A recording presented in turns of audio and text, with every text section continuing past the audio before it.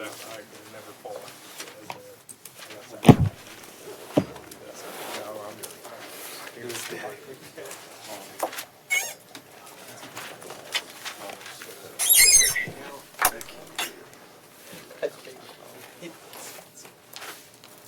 It's this ring. That's a really bad chair.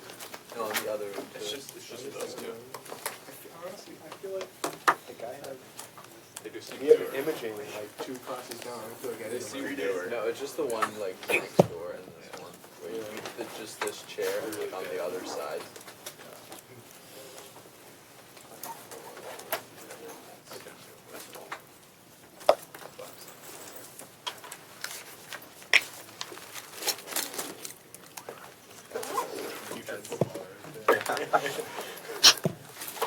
Get that kid. That kid's trying to fight him well right now. The other side. He's gonna research on drugs and all that. Maybe league soccer. He did it.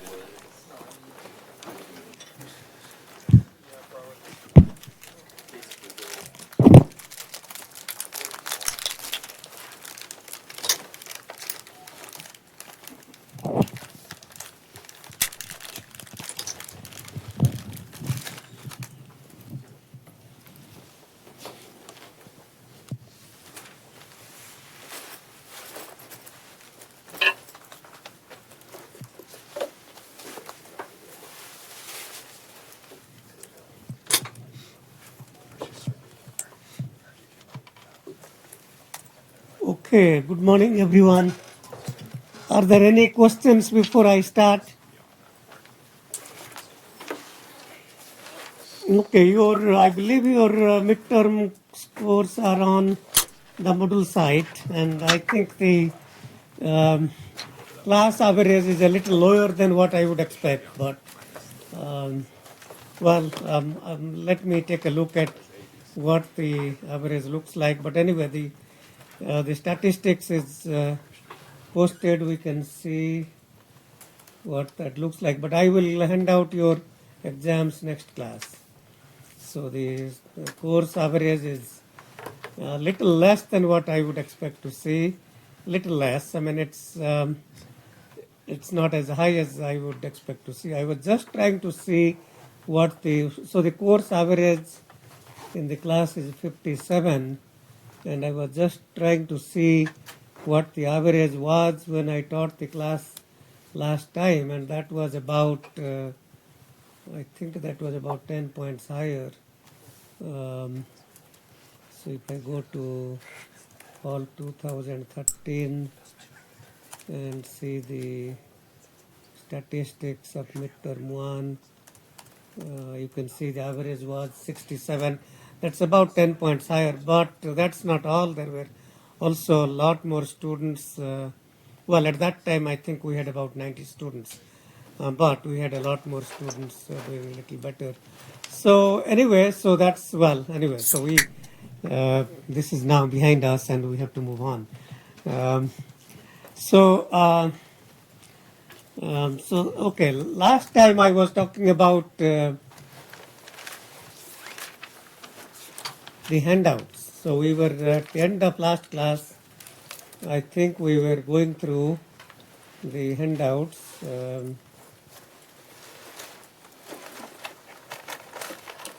Okay.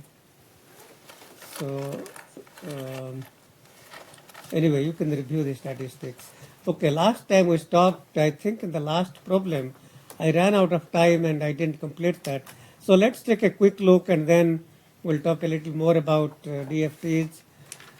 So in this example, 8.20, it says 2 finite length sequences x1 and x2 are shown in these plots. The endpoint DFT of x and x1, okay, not x1 and x2, x and x1, are related by this equation x1k is xk times e to the power j 2 pi k times 2 by n. So what it doesn't tell us what n is. Okay, so we have to find out what n is. And that's the question. The question is asking. So it tells us here that if you look at xn, there are 3 non-zero points, 1, -1, 1, rest are zeros. And if you look at the x1n, the 1 is still here. Well, 1 has come to 3.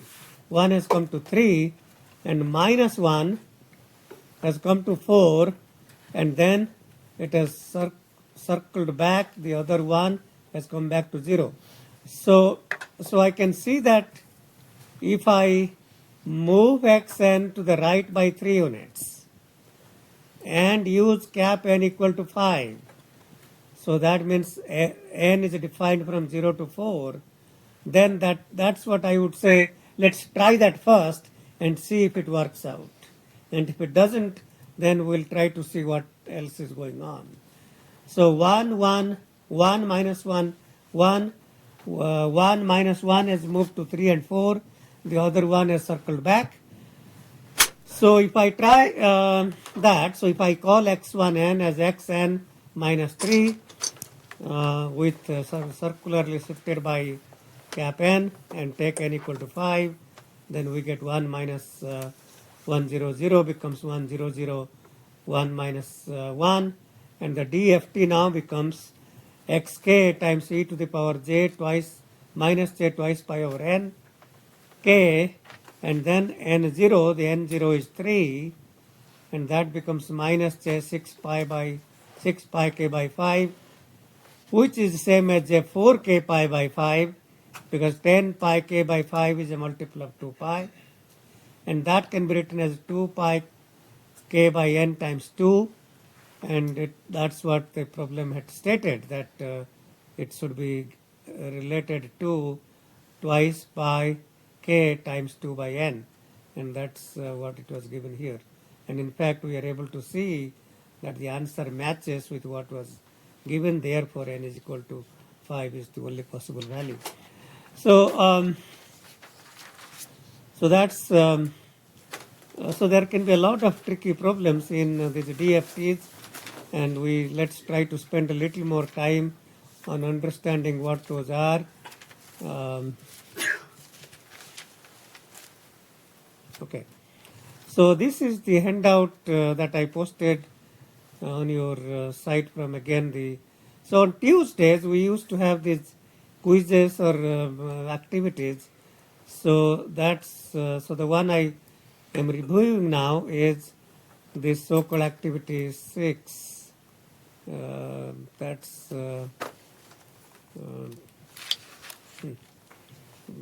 in a very strange way. That was dated October 17th, 2013. Okay, well, I suppose, I suppose in 4 years we have weeks circling back, and the class time Tuesday circles back to Tuesday. Okay, so we have enough number of, well, I guess 2016 is the only leap year, so that's probably enough to put us into a week. So the week matches. Or if not, yeah, the week should match because it's Tuesday to Tuesday. Okay. So we want to spend a little time on understanding more about properties of DFT. But I should tell you, don't worry about the exams. Let me think about it. Maybe I will just increase everyone's score by 10 points. So that way at least the average is same as what it should be, what I expect to see. Don't worry about exams. Your grade is not going to change. Your grade is not going to change even if I change everyone's grade and increase by 10 points. It's not going to affect. It psychologically may make you feel better, but your grade is not going to be affected. That I can assure you. But psychologically I can see it does make one feel better. If I had 70, now becomes 80, we feel better. But anyway, I may do that, but I will talk more about that on Thursday. Let me look at it. The TA has just finished grading these, so I will look at what the grades look like. But that's in a class like this, I would expect the class average to be between 65 to 72, 73, maybe 75, somewhere between that. That's what I would expect. So that tells me the exam was a little harder than it should have been. Okay, but it won't affect your grade as I mentioned. So here is what we want to review, the FFT of 2, 3, 4, 5, 6. Okay, so this is students were using MATLAB. So if I go to MATLAB and every student used to come with computer and they used to do these things in class.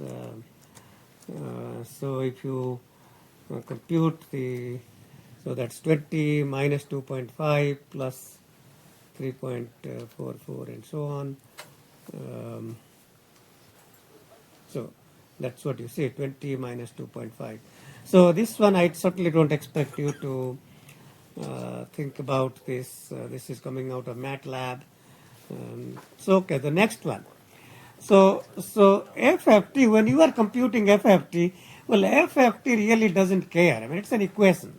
It doesn't care if you are in time domain or frequency domain. The FFT itself doesn't care. I mean, it's just taking a set of numbers and computing, it's computing a Fourier transform. So this is asking what happens if you take a set of numbers and compute the FFT and then they compute the FFT of the FFT. What would you expect to see? Any volunteers?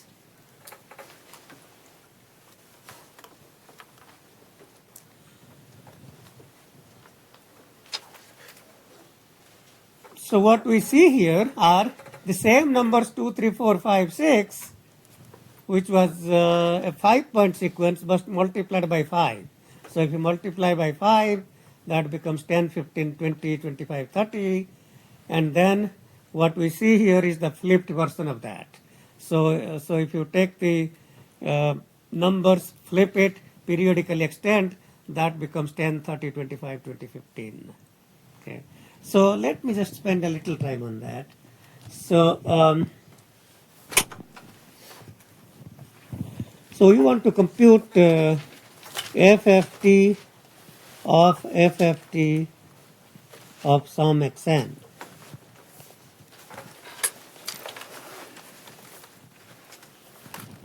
Okay, so let me call this one as xk.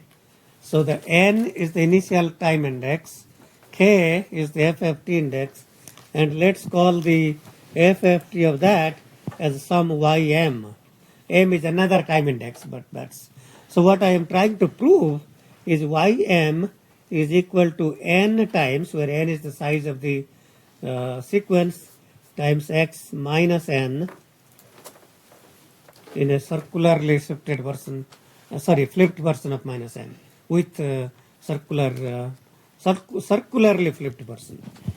Okay, so let's just check the answer. So it was 2, 3, 4, 5, 6. Okay, so 0, 1, 2, 3, 4, 2, 3, 4, 5, 6. And if I flip that, so we get 2, 3, 4, 5, 6.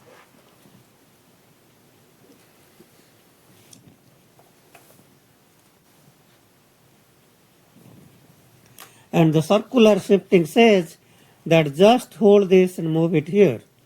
Okay, if I do that, the 6 comes here, 5, 4, 3.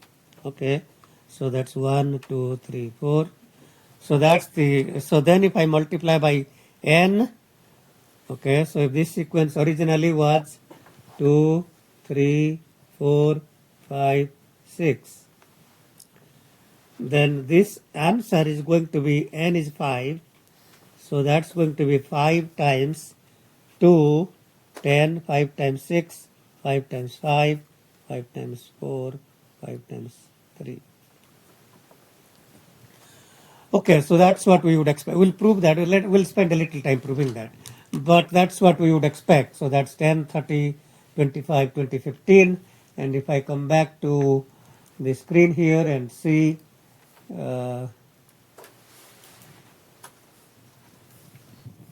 okay, yeah, so in fact you do see that's 10, 30, 25, 20, 15. So FFT of FFT is n multiplied by the circularly shifted version of circularly flipped version of that. So in fact, if I compute FFT of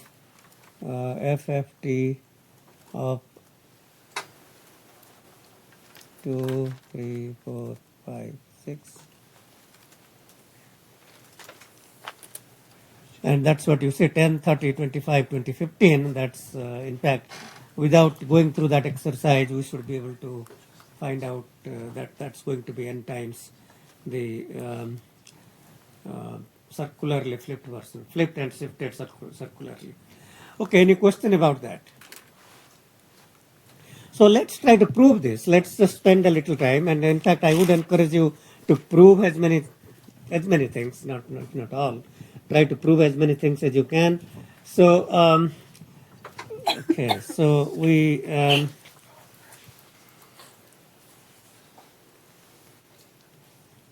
so xk is equal to summed over all n from 0 to n minus 1, so over one period, xn e to the power minus j twice pi over nkn. And then we want to compute ym. So ym. So once again, don't bother about time domain, frequency domain, all those kinds of things. Just it's an equations. Ym is the FFT of, okay, ym is the FFT of xk. So this is in k domain, this is going to m domain. And that becomes summed over all k of xk e to the power minus j twice pi over n k times the time index is m, the summing index is k. So again, the k was what I started with, m is my final index. Okay, the process is exactly the same. So substitute that xk here, so that becomes summed over all k, summed over all n, xn e to the power minus j twice pi over n kn e to the power minus j twice pi over n km. And then if you remember, exchange the summing indices, that's pretty standard. If there are integral, exchange sum and integral. So the n index comes first, then the k. Xn does not depend upon k, so that comes outside, and we have e to the power minus j twice pi over n k times n plus m.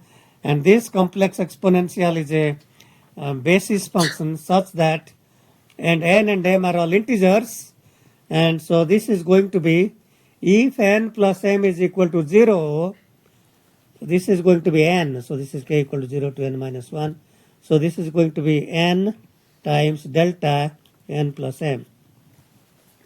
If n plus m is 0 and cap 2 n multiple of n, then it's going to be 1 added n times, otherwise it's going to be 0. And so if I just take the n plus m and then xn delta n plus m says this is value when n is equal to minus m, all others will be 0. So that's n times x minus m, and remember it is periodic with period n, so that's what it is. Okay, so that's kind of a proof, very quick proof, and I do want you to try out. In fact, the last problem in your homework, try to prove that formally in something like this. Don't try to do that in a quick way. That the intent of that problem is to see if you can formally prove things. Okay, so let's get back to where we were. Okay, so so I was going through this. Okay, so what happens if I have the same 2, 3, 4, 5, 6 and then add 5 more zeros? So the size of the FFT now, n is equal to 10. So n equal to 5 has changed to n equal to 10. So what is the, if I talk about the discrete time Fourier transform of this signal is x1 e to power j omega, and discrete time Fourier transform of this as x2 e to the power j omega, what's the difference between the DTFT x1 and DTFT x2? They are same. Well, if you just append many zeros, it's not going to affect the discrete time Fourier transform. So the DTFT of these two are exactly the same. The only difference is I am sampling the DTFT here 5 times and I'm sampling that here 10 times. So if you think about the discrete time Fourier transform, 0, and in case of omega, one period would be 0 to twice pi, and you sample that at 5 times. So that's 0, twice pi over 5, 4 pi over 5, 6 pi over 5, 8 pi over 5. And so this is going to be the DFT, these values, let's call them x0, x1, and 2, 3, and 4. So these are the 5-point DFTs of this sequence 2, 3, 4, 5, 6, and we already know that. And by placing these zeros, all I am doing is I'm increasing the resolution of the spectral domain. And when you are trying to find where the jammers are, and that's exactly why it's important to understand at what frequencies we should be sampling the DTFT.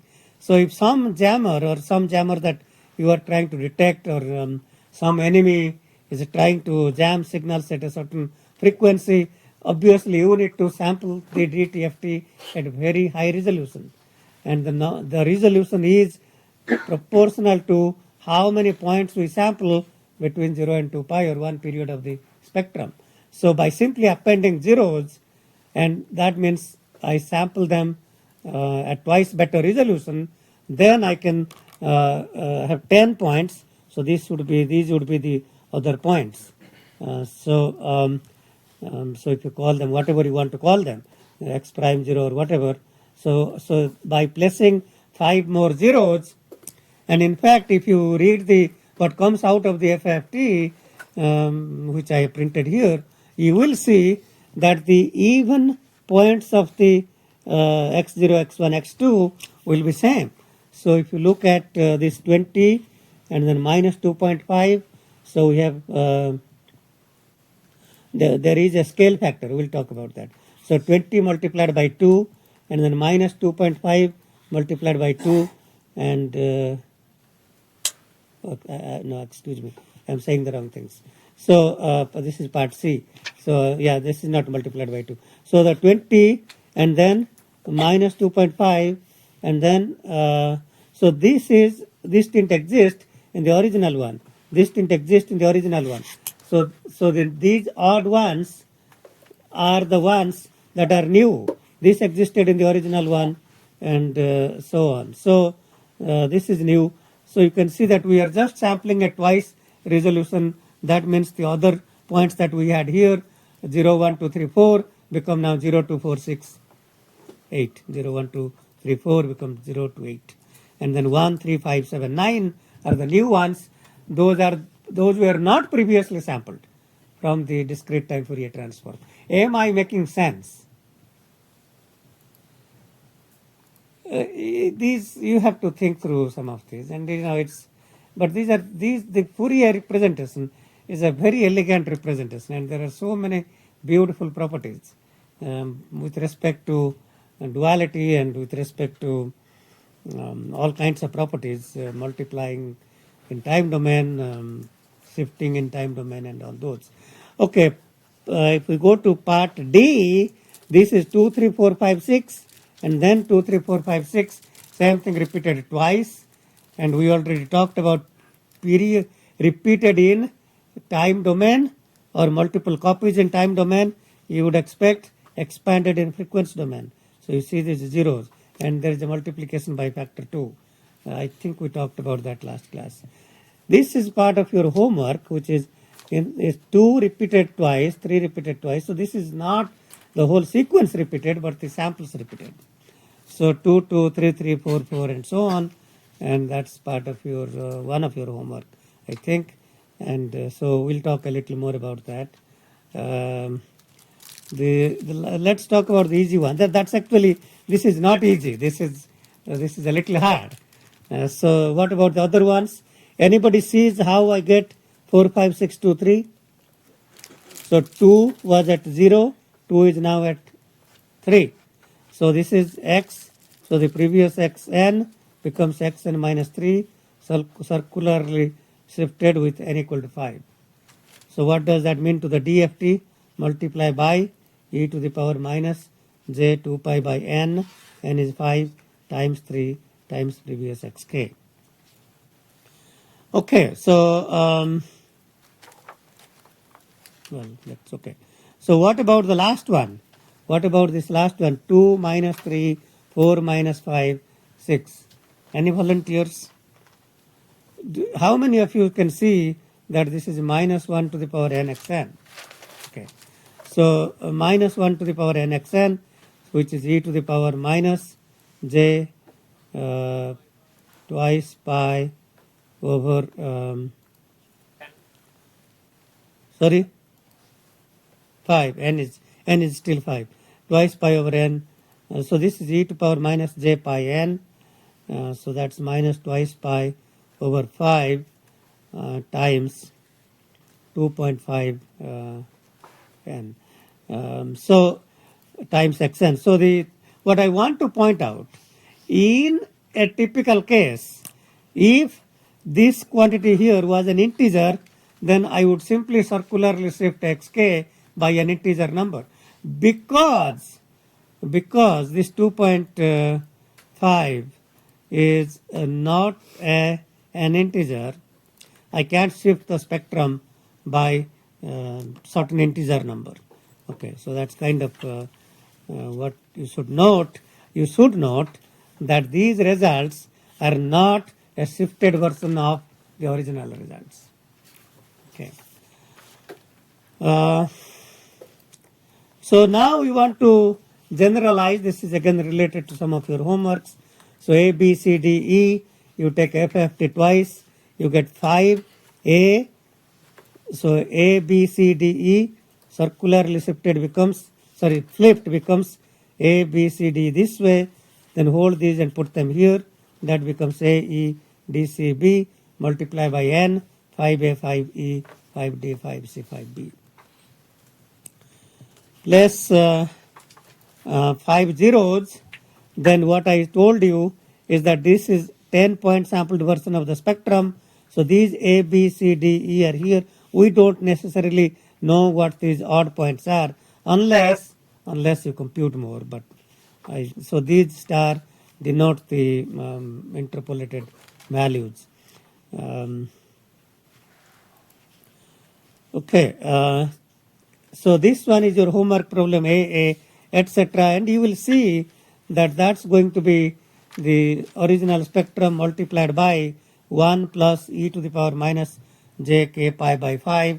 And the best way to think about that is think about this as A0, B0, C0, D0, E0. So create an expanded sequence in time domain. And what happens in the frequency domain if you do that? You get 2 copies. Subject to a scale factor, you get A, B, C, D, E, A, B, C, D, E. Okay? Or maybe no scale factor here.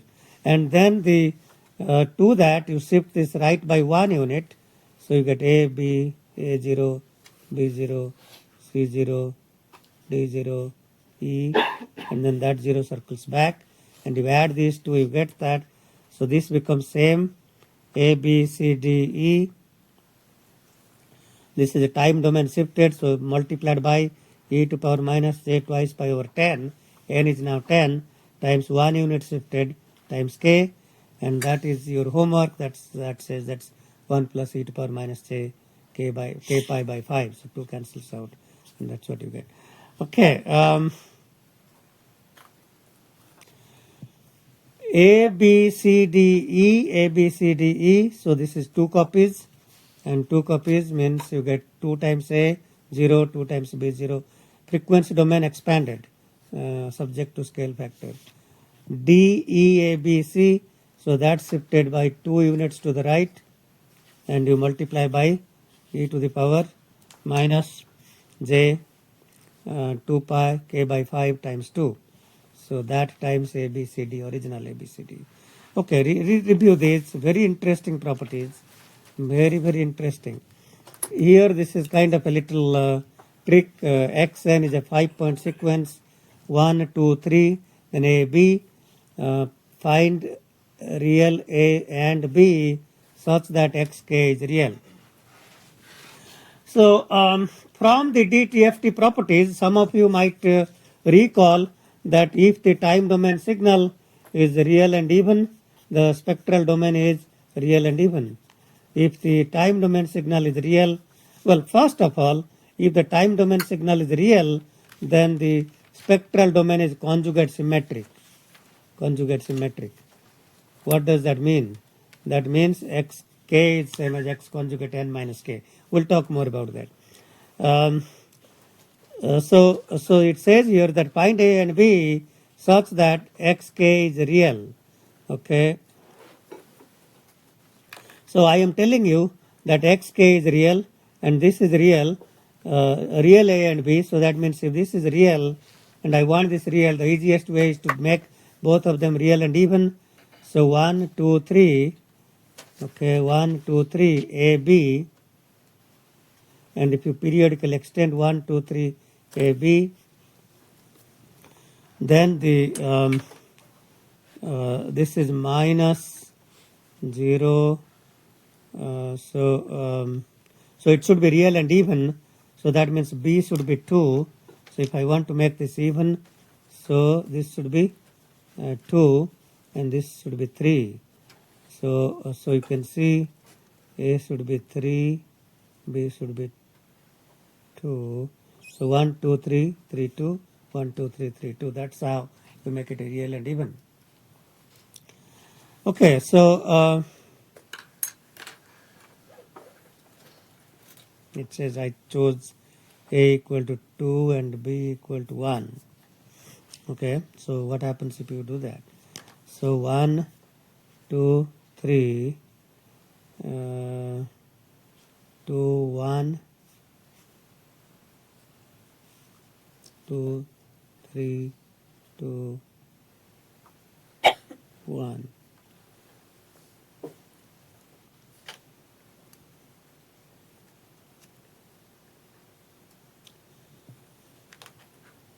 Two, 2, 3, 3, 2, 1.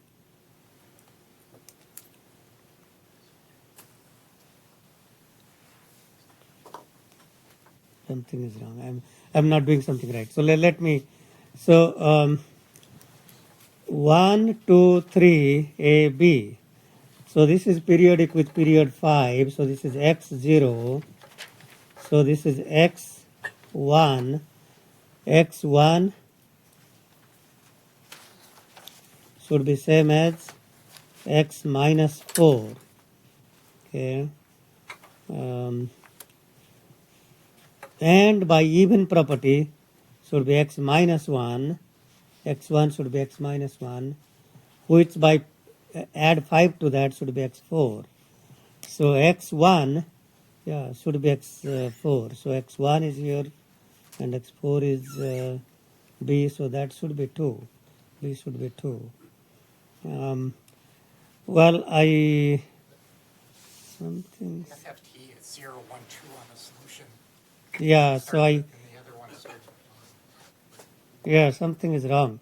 So I think the solution is wrong. I don't recall who wrote that, but something must be wrong because this says this is 0. Obviously, that's not 0. So anyway, so that's how you make it. And then A and B such that it's purely imaginary. So maybe we are solving the problem here for 0, 1, 2 instead of 1, 2, 3. So question and solution do not correspond to same thing. The solution is solving a different problem. So I want to make that real and odd. So xk will be odd and purely imaginary. Real and odd in time domain, odd and purely imaginary. in frequency domain. And that's true for Fourier series, discrete Fourier series, discrete Fourier transform, all kinds of, and the discrete time Fourier transform and the discrete time Fourier transform. For all spectra, that property is true. So, so we have 1, 2, 3, A, B, and the same way again. So x1 should be equal to x minus 4. Now, because this satisfies odd property, now I am going to make that as minus x minus 1, that's odd, and that's same as minus x4. So x1 is 2, and that should be minus x4, that means x4 is minus 2. Okay, so x2 should be minus x minus 2, which should be minus x3. So x2 should be equal to minus x minus 2 by odd property.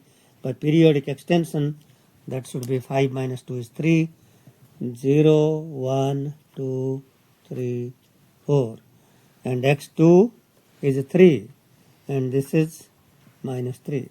Okay, that's how we make it real and odd. That will guarantee, and play with it in MATLAB. You will see quickly. In fact, let's do that right now. So you will see that if the signal is real and odd, so if I take the real and even, so that's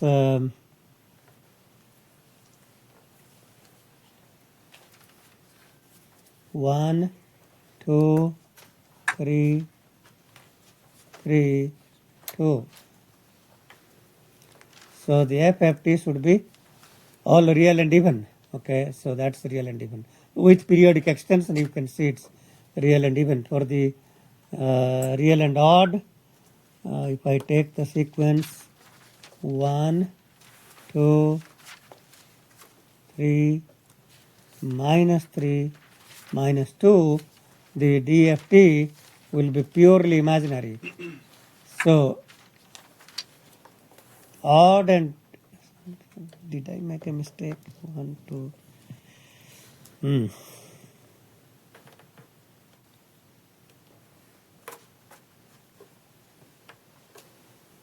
Should be odd and purely imaginary. So, yeah, it is odd and purely imaginary. Okay. So 1 is okay. 1 is sitting at 0, but this is 1 minus 7.3 j. This is 1 plus 7.3 j. This is 1 plus 3.35 j. This is 1 minus. So it is indeed odd and purely imaginary. So a lot of very interesting properties.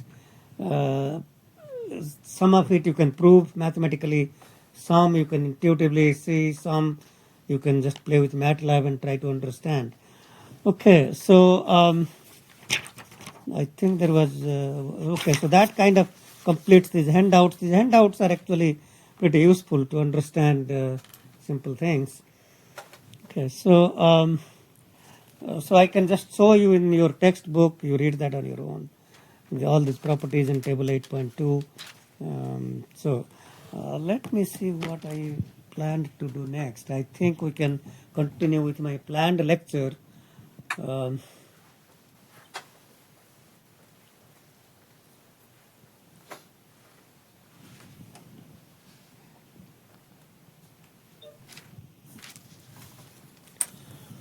Okay, so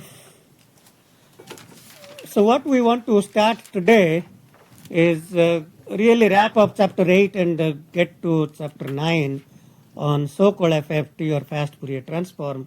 Which is, but before we get to that, we just want to talk about a couple of ideas. So, so the ultimate goal is to compute the convolution, and the convolution should be computed by FFT. That's kind of where we want to get to. We want to reduce the complexity of convolution.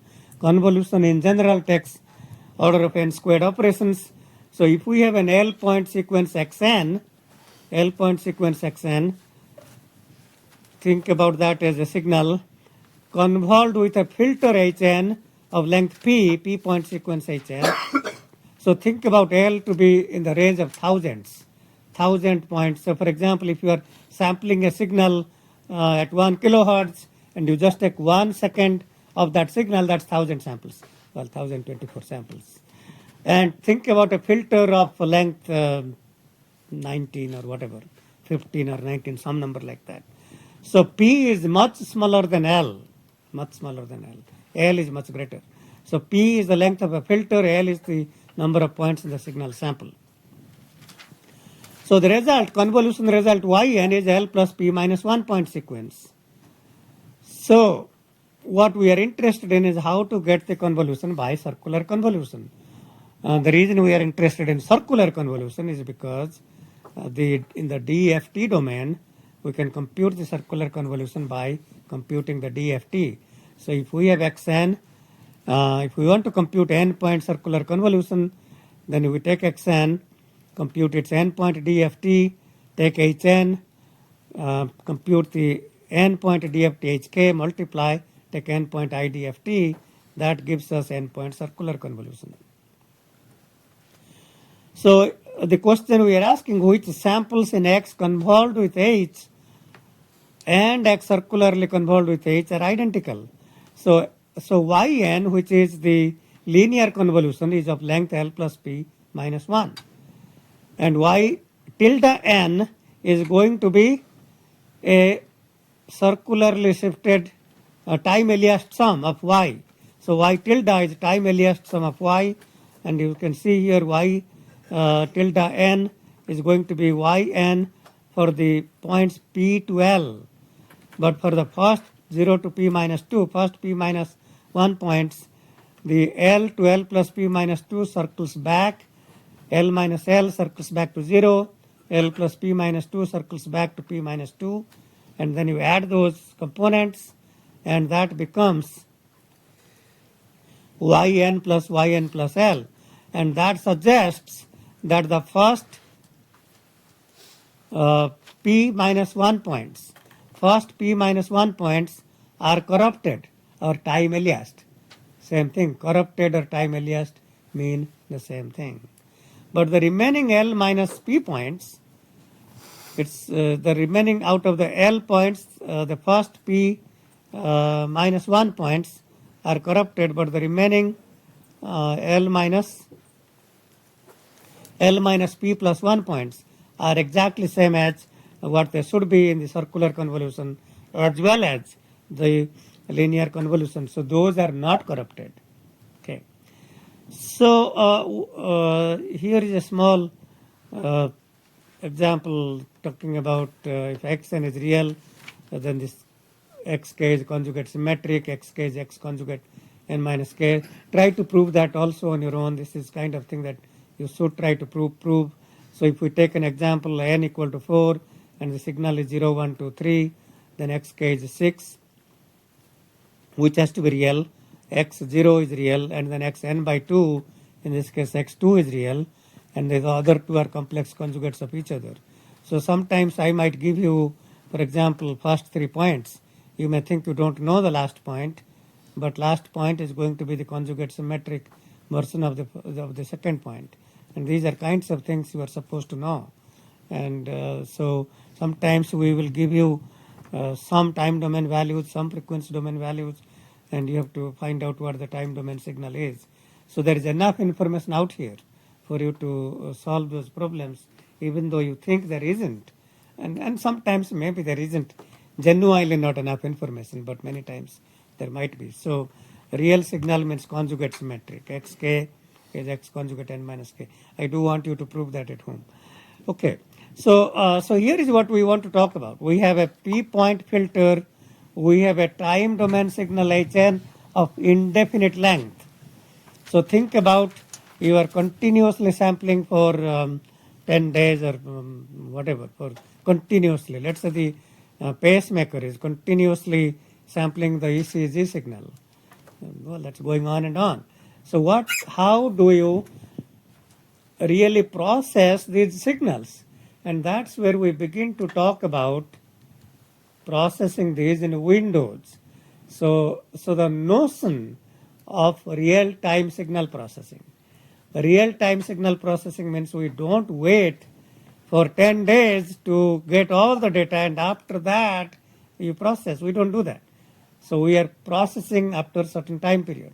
That time period could be a second, could be an hour, depending on whatever it is. If it is an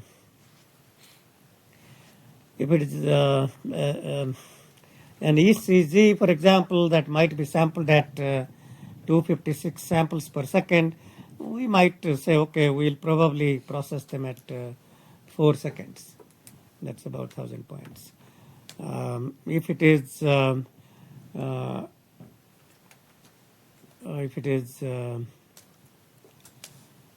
signal collected from EEG, electroencephalogram, collected from the brain, let's say again at 256 hertz or something like that. So we could again sample that at similar thing, 2 seconds, 4 seconds, something like that. If it is functional magnetic resonance imaging, fMRI, where you are really sampling one sample every 2 seconds or so. So in a minute you will get something like 30 samples. So our window might be, and the total time person is in a MRI scanner is maybe no more than 10 or 15 minutes. So you might you might in that case, okay, we'll wait until the 15 minutes is over, person is out of the scanner and we don't need to do real-time processing. We'll process that later on. Earthquakes or seismographs are very, very slow-moving signals. So you might say, okay, we'll process them over half a day or something like that. So depending on the sampling rates, well, I should say that the gigabit Ethernet and 10 gigabit Ethernet and all those kinds of modulations coming for wired and wireless Ethernets, those sampling rates are in gigasamples per second. So depending on, and the MP3 sampling rate is 44 kilohertz or so. So depending on what the sample rates are, so the real-time constraints, you also don't want to wait a long time. If it is a TV signal, the TV signal sampling rate is about 10 megahertz. And so, and the latency, there is a latency. So what should be the window size? So for example, if you are trying to predict seizures and the person is going to seize, well, you probably, I think in that case, I don't know, maybe a couple of minutes might be okay. Couple of minutes, although again it goes back to that resolution. A seizure itself lasts about a minute and a half, something like that. So there are two things essentially. What is the sample rate constraint of the application? And what is the latency we can tolerate? So if you are listening to a TV signal and the pictures and images are coming, the audio comes right away. The audio is 8 kilohertz sample. That comes quickly. And if these are not synchronized, the audio and video are not synchronized, what you are seeing is lagging far more than what you are hearing. That's not good. So all those things come into play, and we have to think about what the latency, tolerable latency is. And that corresponds to what we want to see and what we want to hear. If you are talking about a video phone conference, and again same kind of argument comes into play. You are looking at the person's movement, face movement, 30 seconds or a minute later on after hearing him, and that's a latency. Well, the latency to transmit video content is a lot more than the speech content. Okay, that's obvious. So in real-time signal processing, how do we process real-time signals? So there are essentially two ways to process them, the so-called overlap add and overlap save. So if we have a signal and that we process them into windows of length L, so in this case you can see X0n contains L samples, X1n contains the next L samples, X2n contains the subsequent L samples, and so on. And if you filter these samples by filter of length P, what it shows here, Y0n is going to be X0n convolved with the filter of length P, So y0n will be of length L plus P minus 1. So y0n is of length L plus P minus 1, which is written as 0 to L plus P minus 2. x1n, although we call that in the sample index number 0 to L minus 1, but really lines up, the sample number 0 lines up at time point L in the original sequence. So if you think about what is xn, okay, in this representation I will say that x0n is the first L samples of x, x1 is the next L samples, and so on. So I will say that xn is equal to x0n plus x1n minus L. So although we are indexing that 0 to L minus 1, you shift right by L, so that becomes L to 2L minus 1 plus x2n minus 2L plus x3n minus 3L. That's the original signal xn expressed in terms of x0, x1, x2, etc. y1n, the convolution of x1 and the filter, is going to be again of length L plus P minus 1, and the sample number 0 lines up with L. I mean, that's in the original time index, the 0 will line up with L, and then we'll go on to L plus P minus 2. So if you look at y0 and y1, there are P samples that are overlapped, the last P samples of y0 and the first P samples of, or maybe P minus 1, not P.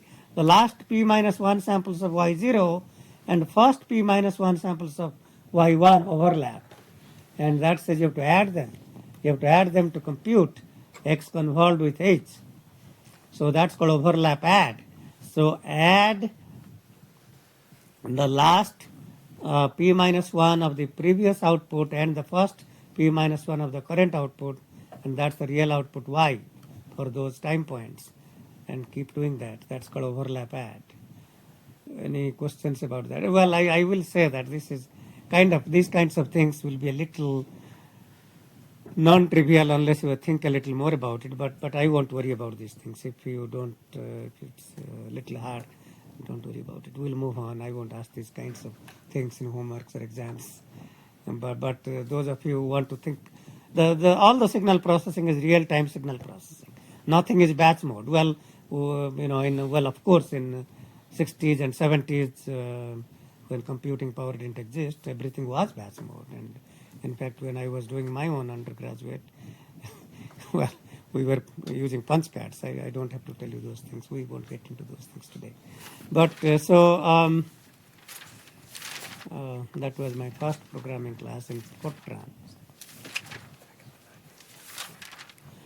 Okay, so that's called overlap add. The last P minus 1 samples of the current window, sometimes called current frame, overlap with the first P minus 1 of the next window or next frame, and you add those overlapping components. The alternative to that is called overlap save, which says that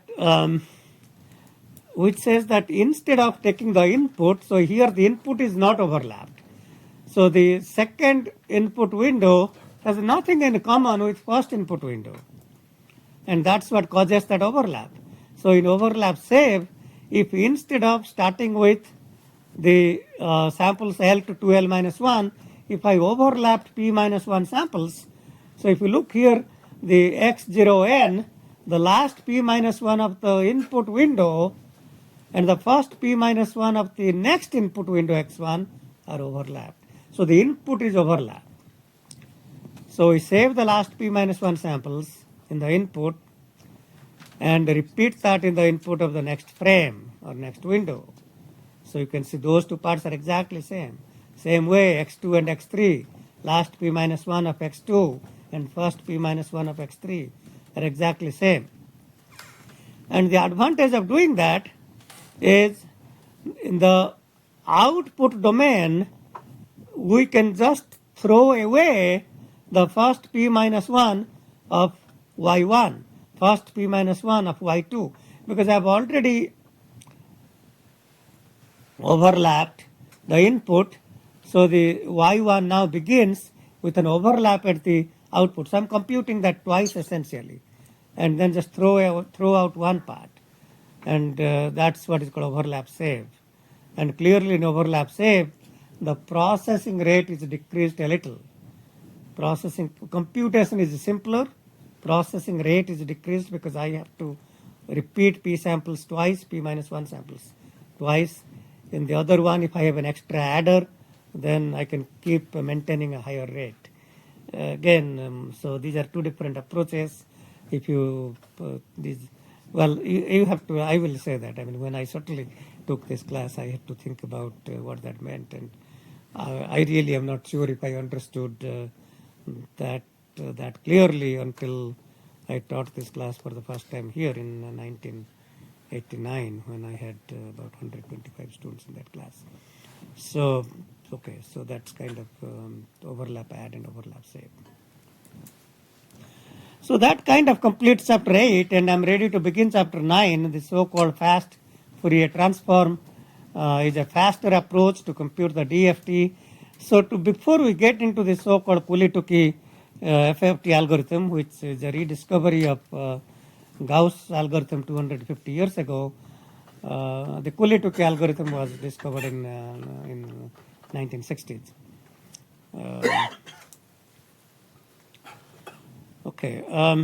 So Cooley at IBM and Tukey at Princeton were collaborating on projects related to Soviet nuclear warheads. So FFT really came out of that particular experiment.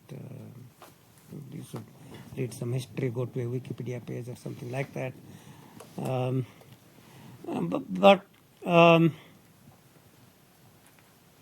Although Tukey is well known for his work on the FFT, Tukey is really well known for something else in statistics. He's a statistician. Does anybody recall Tukey is well known for what?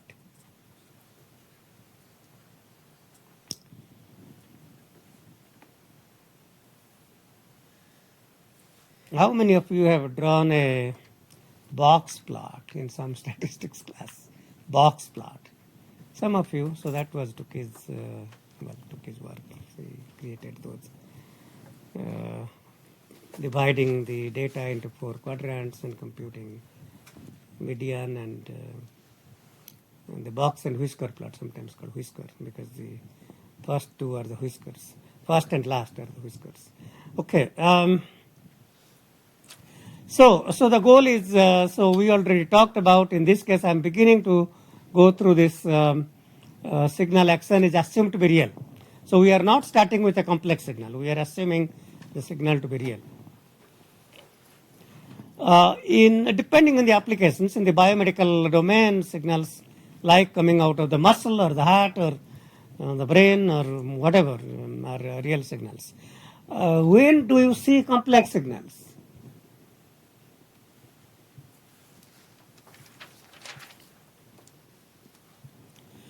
If you are transmitting signals by so-called QAM, quadrature amplitude modulation, you have an in phase and a quadrature phase component, and the signal sample is described by A plus JB, something like that, which is a complex signal.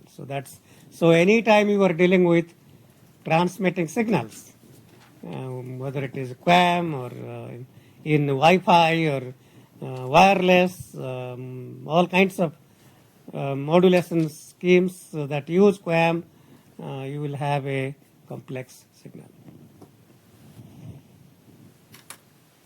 But for now, if I assume the signal xn to be real, and we want to compute x convolved with h using FFT, and xn is of length L, so we can append p minus 1 zeros, then we get an L plus p minus 1 point sequence. Hn is of length p, append L minus 1 zeros, that becomes L plus p minus 1 point. So our n point DFT is n is L plus p minus 1. So the only way to avoid aliasing, time domain aliasing, you choose n is equal to L plus p minus 1. Okay.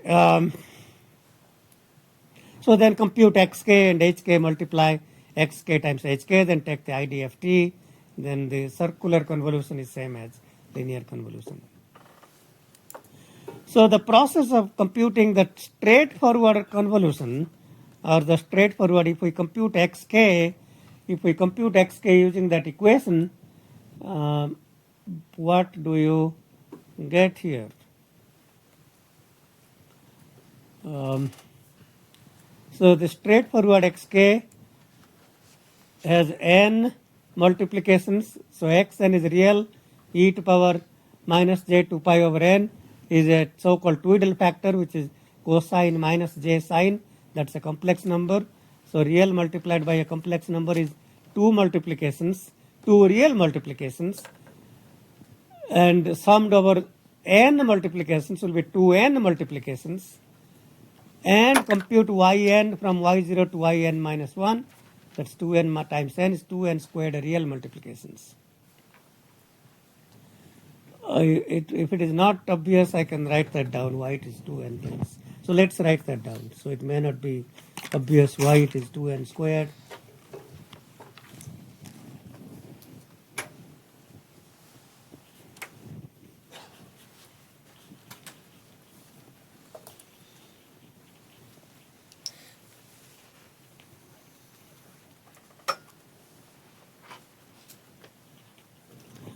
So this is a real number, as a complex number, something like a plus jb, and multiplying this with that requires two multiplications, a xn plus j times b xn. So this is one, and is another one, two multiplications, and for every xn, the summing index n to 0 minus n minus 1, so 2 times n, and this k is computed from 0 to n minus 1 times n, so that's 2n squared real multiplications. Okay, so that's kind of the starting point. I mean, that was what one would have done in those days without Cooley took his work on FFT. You also have to remember in 1960s, the computers did not have the ability even to multiply. The computers had a so-called the accumulator had a add and shift. And that means if the word length was, if I had to compute x times y, and these were say 20 bits, I would go through 20 add and shifters. So each multiplication would take 20 clock cycles. Okay, so the idea of fast Fourier transform, fast has nothing to do with increasing speed or anything like that in those days. And it simply meant reducing the number of multiplications, so we could reduce the number of clock cycles to reduce the number of clock cycles in the computers though in those days. Okay, so let's go to next slide. So we can go through the Godzel algorithm. So I talked about, so the 2n squared can be reduced to n squared. So now if we recognize xn is real, so xk is x conjugate n minus k, so that suggests that I can only compute half the output samples instead of computing all. So if cap n is 1024 points, I can compute 513 points. So you have to compute 0 to 512. The rest will be the conjugates. So then I can reduce the number of real multiplications to n squared instead of 2n squared. I can reduce that by factor 2.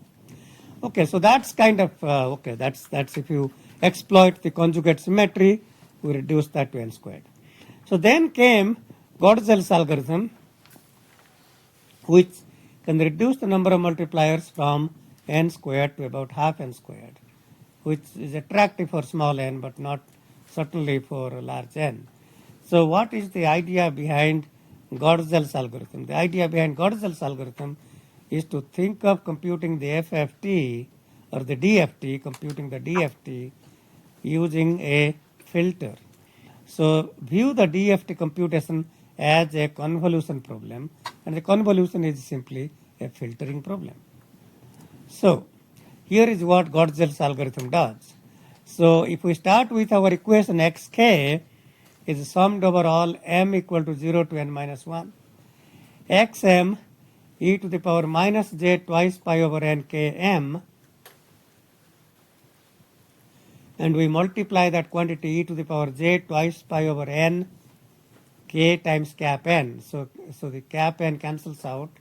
So that's a complex exponential with coefficient that's a multiple of twice pi, which is 1. So I've just multiplied 1 equal to e to power j twice pi over n k n. And then if you take the two complex exponentials and multiply them together, then we get e to the power j twice pi over n k taken outside a bracket, cap n minus m. And if you now think about summed over all m, xm times yn minus m, that says that can be thought of as a convolution of x and y. Well, in this case, y is that e to power j twice pi over n k m. So we think about hkn equal to e to the power j twice pi over n k n. So let me just again write that down so we can go through the idea a little more clearly. The slides are of course nice, but nice to read at home. So xk is summed over all m xm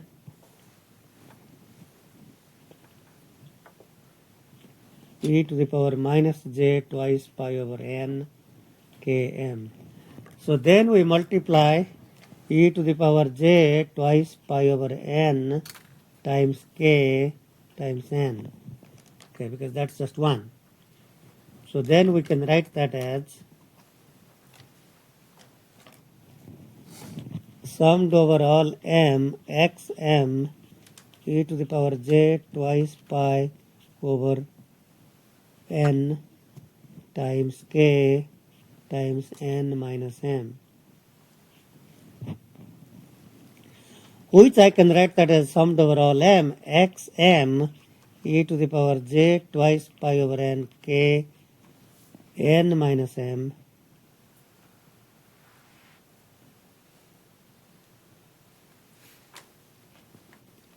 evaluated at n is equal to cap n.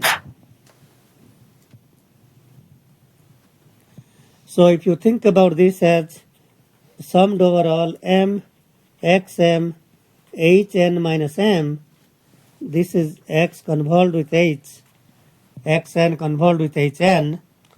Well, I should probably say hk because that's a function of k. X convolved with hk with the output n is equal to cap n, where hk, so hk would be hkn would be e to the power j twice pi over n kn. So replace n by n minus m, you get that. So this is saying that I can compute xk by filtering the input signal x by a filter hk. So I can have cap n filters for k equal to 0 to n minus 1 and keep running that, and when n is equal to cap n, I sample those things. So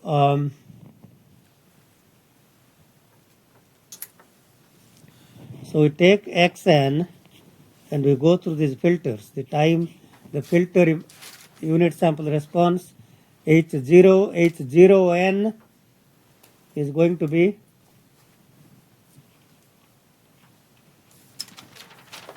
well, what is H0n? That's just all ones, okay? So that's just all ones.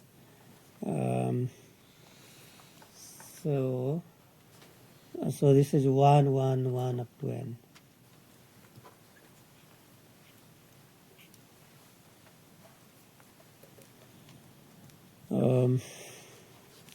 H1n k equal to 1. H1n will be e to the power j twice pi over n.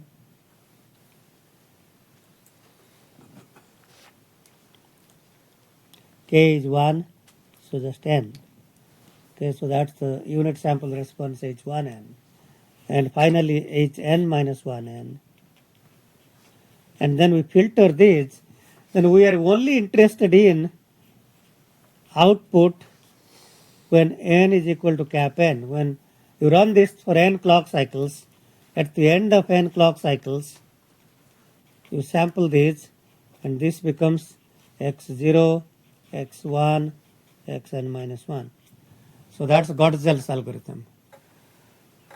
So where we think about the DFT as a convolution, and the convolution is computed by a filter, we have n filters, he is computing these things. Okay, so so then how do you implement these filters? So if hkn is equal to e to the power j twice pi over k n, the z transform hkz is going to be, so think about this as a to the power n. You can think about this a to the power n. So this is 1 over 1 minus a z to power minus 1. So that's the z transform. And how do you compute the so by the way, so how many multiplications do we need? So how do we compute this hk? I should say that nobody really uses Gottzel filters nowadays, or it's kind of very outdated, and but still I think it's important to understand the evolution of the algorithms. So so y k z by xz is 1 over 1 minus e to the power j twice pi over k z to the power minus 1. So the time domain difference equation will be y k n is equal to e to the power j twice pi over n y k n minus 1 excuse me plus xn.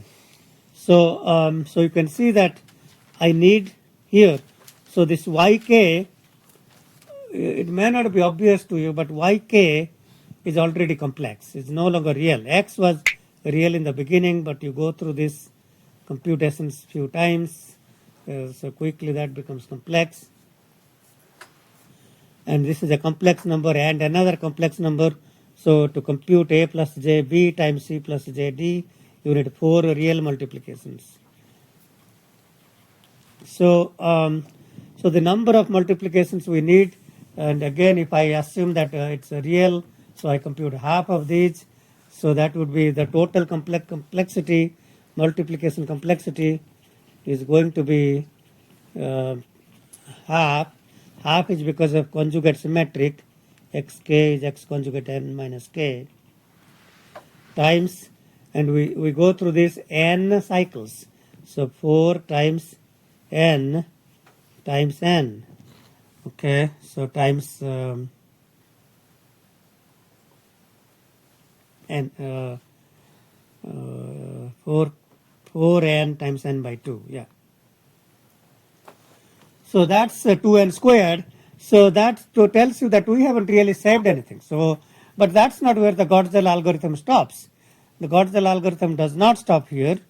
So what the Gottzel algorithm does, so 2n squared is what it was before. And the reason we are having 4 multiplications is because of this e to the power j twice pi over n. But if you try to make that a real number, so anytime you have 2 minus j3, you can multiply the numerator and denominator by conjugate. So if I multiply this by 1 minus e to the power minus j 2 pi over n z to the power minus 1 multiply by its conjugate, then multiplying these two will make that a real number. So so what will happen if I write that as a new difference equation?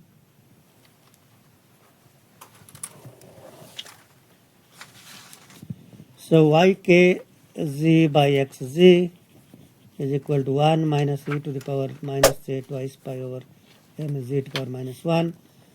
So 1 minus, this will become 2 cosine plus j sine cosine minus j sine twice pi. I have probably missed a k here. Twice pi k by n plus multiplying these two simply becomes g to power minus 2.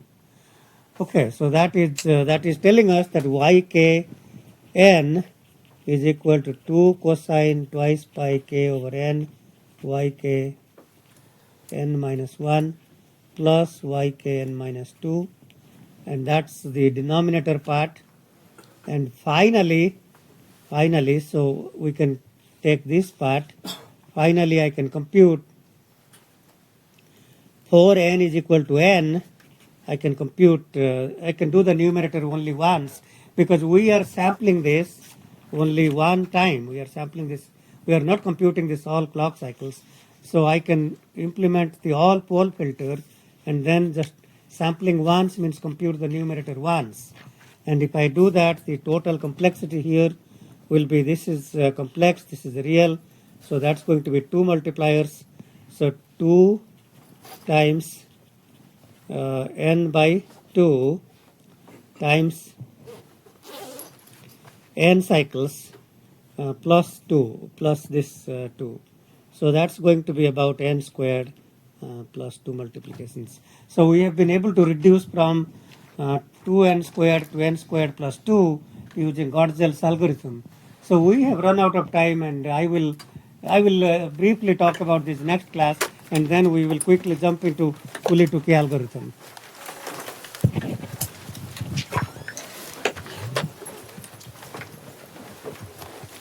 Your graded homework is in front of my office, which was actually in front of my office for the exam. If you want, you can collect them. If you don't, I will bring them next class.